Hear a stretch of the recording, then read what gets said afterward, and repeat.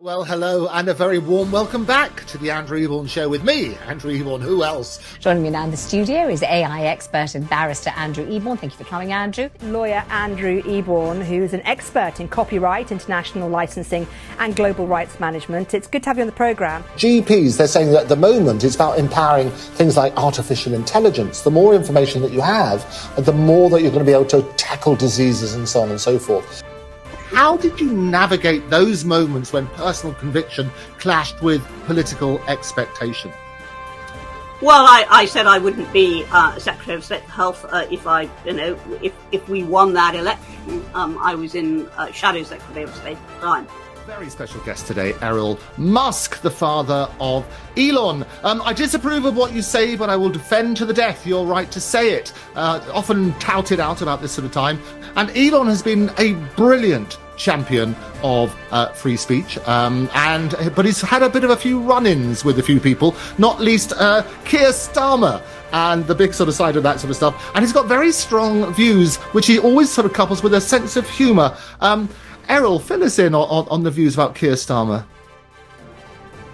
Well, I think what Elon put out was that, which anyone could see. I mean, I saw it. I grew up in England for a couple of years, and I saw that Elon said it looks like civil war in England. I mean, anybody would come up with a comment like that. It's not as though he's trying to influence anything.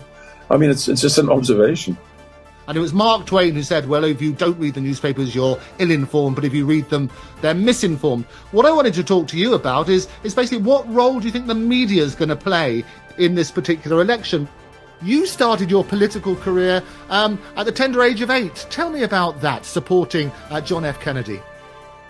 Well, I was, I'm from a Catholic household. I grew up in outside New York City in Connecticut.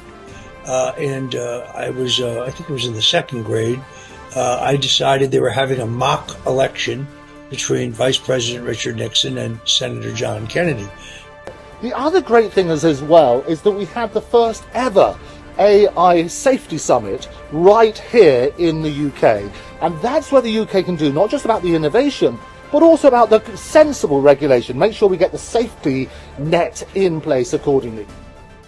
I always say that AI, artificial intelligence, is perhaps our greatest human achievement, but also the biggest potential existential threat. You told me when you came on the show beforehand that Britain doesn't need another political party, which is why you set up the Great British Pact, basically to try and unite the right.